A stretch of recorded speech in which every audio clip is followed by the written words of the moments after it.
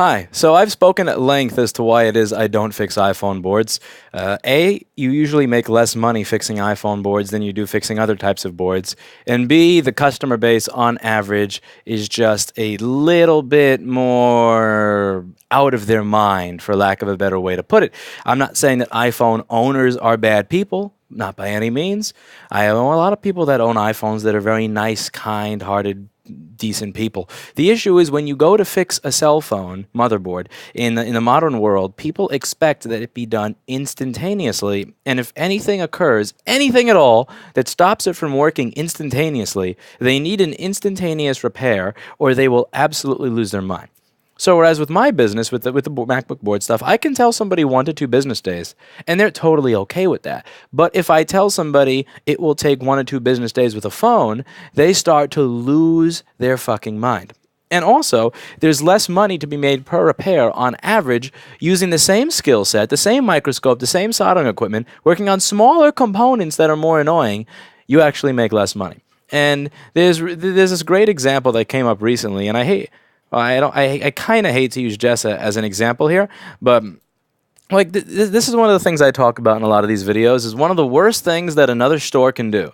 The worst thing that another repair shop can do is be a customer when they're getting a wholesale price on a repair from a repair shop. So, for example, I had one person send a phone in some other store, and they said they called after 4 days asking for status, and we told them what we had to order for it. Then they decided to call another 4 days later. So at this point, the phone has been here for 8 days, and they said, we've had a phone with you for a month. We want to know what's going on.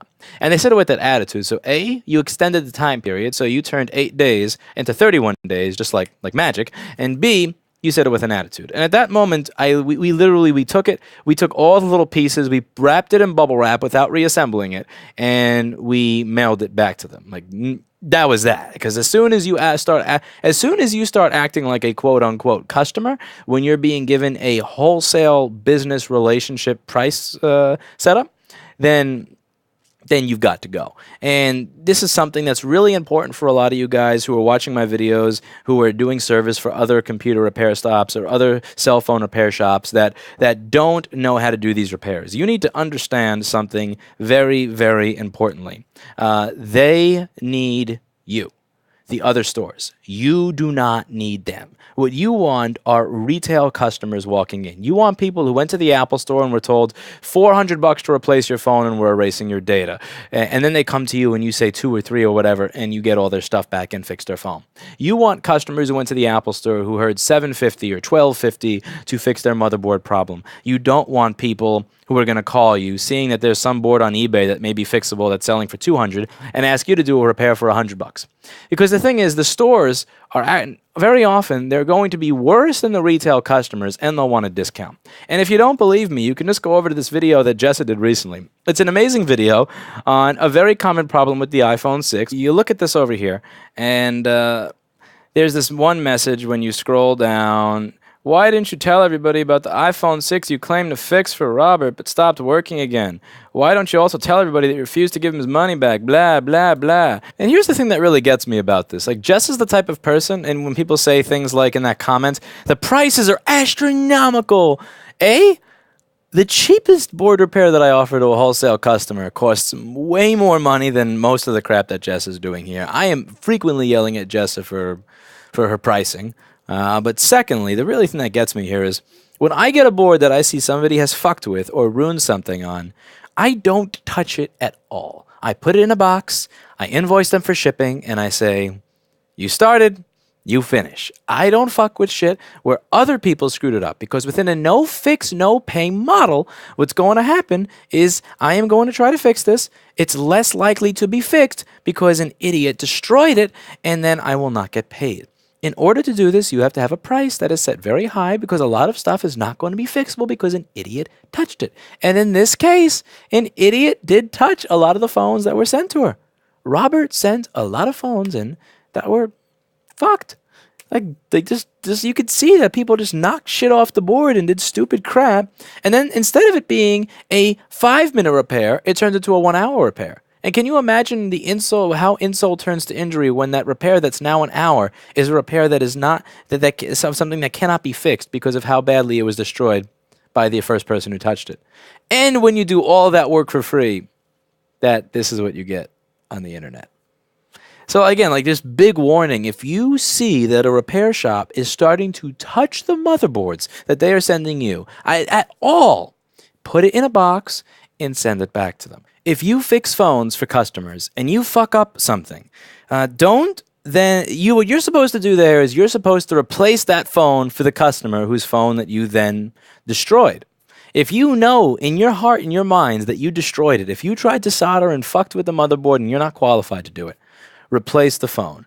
Don't send that phone off to the one person whose job it is to fix the fuck-ups of other repair shops, the one person who is out of their mind enough, no offense, Jess, who is absolutely batshit crazy enough to try to fix all these little fuck-ups that all these people who are not qualified to work on phones make, and then get pissed off when it can't be done inside of an hour.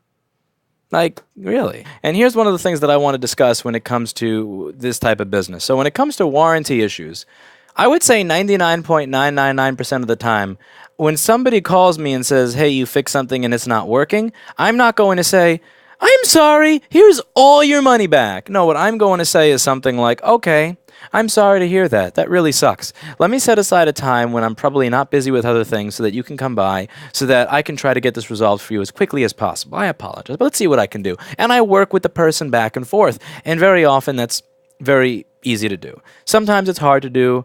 And sometimes you just kind of genuinely fuck up over and over again and it sucks. But for the most part, it's something that you can work back and forth with. But here you have a situation where somebody who, again, clearly needs Jessa more than Jessa needs them, is not only demanding a refund on something that that there's literally no proof that doesn't work. Like, there's not even proof that this phone wasn't dropped again by the customer, but is actually publicly shaming the person who fixed it. And again, this is what I would call quote-unquote customer behavior. When you're dealing with a retail customer, this is totally acceptable, standard, I would expect this type of behavior. But when you're dealing with a wholesale business, this is not acceptable behavior. It's just like, again, you're being a customer. And I would say that the worst thing that you can do in business, the worst thing that you can do is be a customer when you're dealing with your business-to-business relationships. You can be a hard ass, you can be a business person, but the last thing that you should ever do is become a customer. I've talked a lot about the business that I used to outsource board repair to. I've talked a lot about the business I used to buy parts from. I did a 30-minute video on the process of how I broke up with that business and everything that happened over the course of 5 or 6 years while I was dealing with that business. I never gave you the company name. I never publicly shamed them. I never acted like a customer. And that's with a business where, like, again, there's a lot of history back and forth there where I have some right to be a customer. And I just want to make sure that everybody out there the real point of this video is to ensure that the people who are graduating Practical Board Repair School, the people who are watching these videos and offering wholesale services to other stores, I want you to understand something very loud and clear. These people need you more than you need them. So stores that cannot fix iPhone boards, stores that cannot fix laptop motherboards, stores that cannot do this stuff that outsource it to you, please understand, again, they need you. You don't need them. Your services are in more demand than their services are. So never let this bullshit get you down. Again, when it comes to people like this, like, I would be ashamed of the fact that I even have to send this crap out to begin with, rather than be at a point where I'm like going to publicly attempt to bitch about stuff like that. And again, for all you know, it probably is one of those really sad situations where the stars aligned and the shit just failed again out of nowhere. But again, there are ways to deal with your business-to-business relationships. And when I see shit like this, what I see is a person that nobody is ever going to want to deal with in a business-to-business relationship. Nobody who fixes iPhone motherboards is going to want to deal with John Rivers. Nobody, and it's just, it's just something to think about. Like, even at the height of a relationship where somebody was like making up fucking bills, reheating graphics chips, just sending me shit that had fucking liquid damage on, at the height of the most bullshit relationship I've had in all the years I've been in this business of Mac hardware repair, I never gave the name of the company. I never publicly shamed them. And this is me we're talking about. I mean, like, I love nothing more than crapping on people who screw me over. But you have to understand that there's just this. It's like an unspoken bond when it comes to business relationships. Again, you can stop doing business with them. You can do all sorts of things, but there's a protocol that you go through before you get to that point.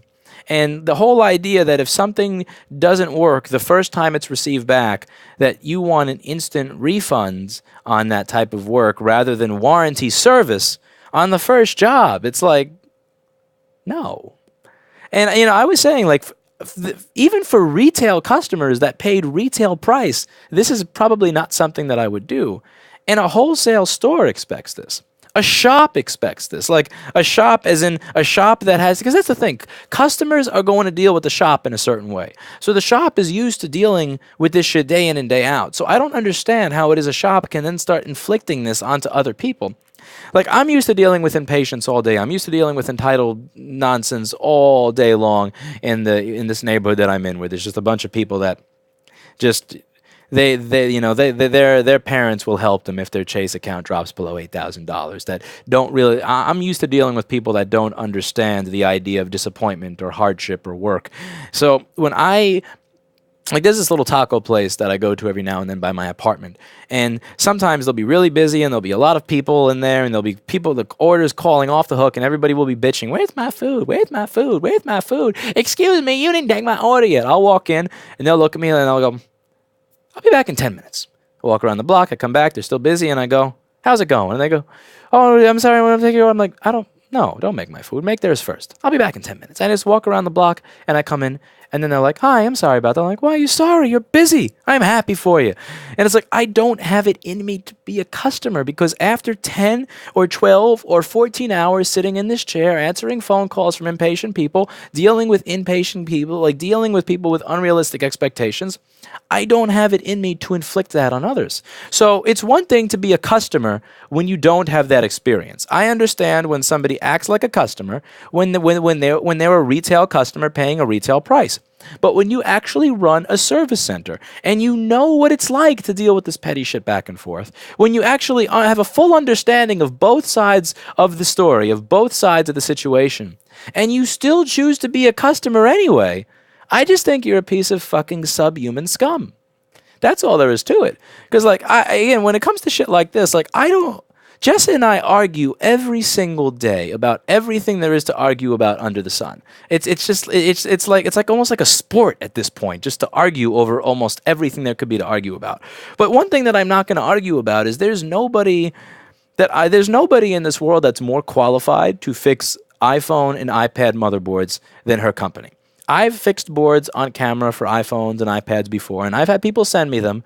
I have no idea why people are sending me this shit when they could be sending it to her. It makes no sense to me whatsoever. But it is what it is. So, again, when it comes to shit like this, just don't be a customer. It's bullshit.